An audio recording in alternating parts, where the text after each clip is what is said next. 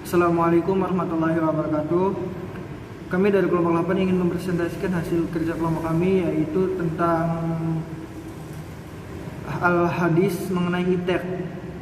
Sebelumnya yang terhormat kepada Bapak Aziz Hunaili sebagai dosen pembimbing mata kuliah al-hadis studi Islam. Yang pertama kami akan mempresentasikan, yaitu dibacakan oleh saudara Muhammad Azul. Pengertian iptek dan kaitannya dengan Islam. Perkembangan iptek adalah hasil dari segala langkah dan pemikiran untuk memperluas, memperdalam, dan mengembangkan iptek. Saintis Muslim menaruh perhatian pada ajaran agama, baik ketika akan melakukan riset, menerima teori, atau mengembangkan iptek, sebab apa yang dihasilkannya sepenuhnya untuk kebutuhan manusia. Sedangkan agama Islam suatu sistem nilai hidup di dunia yang mengantarkan hidup yang kekal dan sesungguhnya kehidupan. Dengan begitu, hasil-hasil kemajuan iptek akan dijadikan sebagai sarana bagi manusia untuk mengakses dirinya sebagai khalifah di bumi.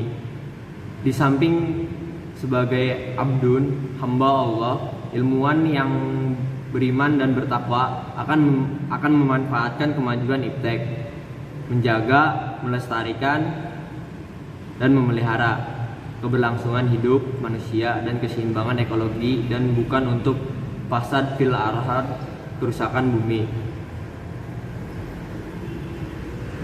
Akidah Islam sebagai dasar iptek.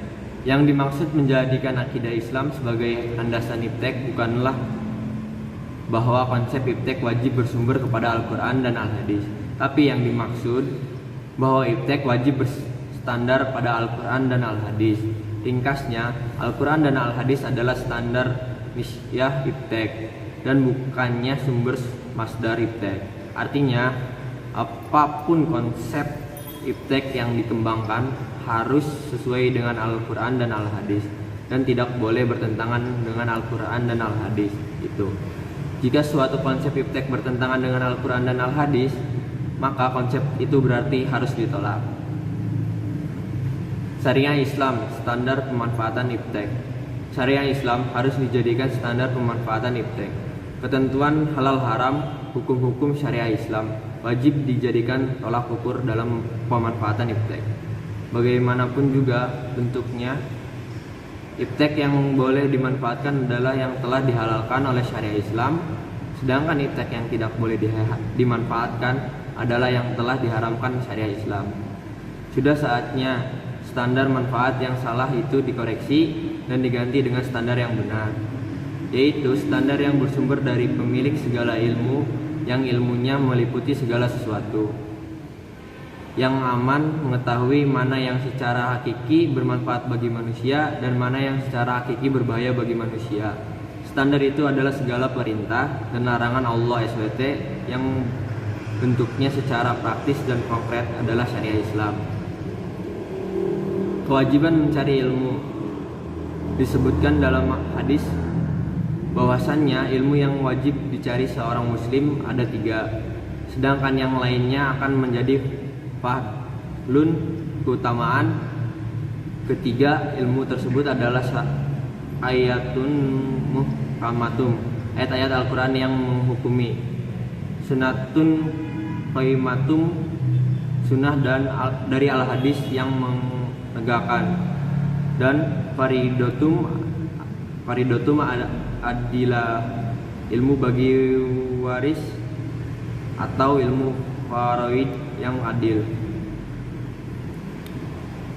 Dalam sebuah hadis Rasulullah bersabda, mencari ilmu itu wajib bagi setiap muslim, dan orang yang meletakkan ilmu pada selain yang ahlinya bagaikan memantungkan permata dan emas pada babi hutan. HR Ibnu Majah dan lainnya. Juga pada hadis Rasulullah yang lainnya, carilah ilmu walaupun ke negeri Cina.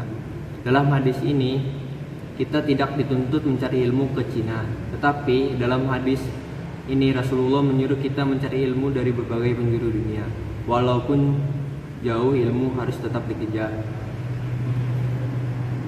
Dalam hadis yang lain Rasulullah bersabda, sedekah yang paling utama adalah orang Islam yang belajar suatu ilmu kemudian diajarkan ilmu itu kepada orang lain. Maksud dari hadis di atas adalah lebih utama lagi orang yang mau menuntut ilmu kemudian ilmu itu diajarkan kepada orang lain. Ini dikarenakan mengajarkan ilmu, khususnya ilmu agama, berarti menanam amal mutaadi dari dapat berkembang yang manfaatnya bukan hanya dikenyang orang yang diajarkan itu sendiri, tapi dapat dinikmati orang lain. Baik, selanjutnya akan dibacakan oleh saya sendiri, yaitu keuntungan orang berilmu. Orang yang berilmu mempunyai kedudukan yang tinggi dan mulia di sisi Allah dan masyarakat. Jadi setiap orang yang berilmu harus mengamalkan ilmu agar ilmu yang ia peroleh dapat bermanfaat. Misalnya dengan cara mengajar atau mengamalkan pengetahuannya untuk hal-hal yang bermanfaat. Kesimpulannya yaitu perkembangan iptek adalah hasil dari segala langkah dan pemikiran untuk memperluas, memperdalam, dan mengembangkan iptek. Dari uraian di atas dapat dipahami bahwa peran Islam yang utama dalam perkembangan iptek setidaknya ada dua. Yang pertama, menjadikan akidah Islam sebagai paradigma pemikiran dan ilmu pengetahuan. Kedua, menjadikan syariah Islam sebagai standar penggunaan iptek. Lalu pengembangan iptek yang lepas dari keimanan dan ketakwaan tidak akan bernilai ibadah serta tidak akan menghasilkan manfaat bagi manusia dan alam lingkungannya. Karena pada dasarnya manusia mendapatkan amanah dari Allah Subhanahu wa taala sebagai khalifah untuk memelihara alam agar terjaga kelestariannya dan potensinya untuk kepentingan umat manusia.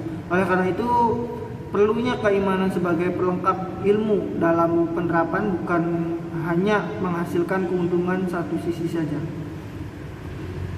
Baik, terima kasih. Sekian presentasi dari kelompok kami, yaitu kelompok 8. Kurang lebihnya mohon maaf. Billahi taufiq wal hidayah. Assalamualaikum warahmatullahi wabarakatuh.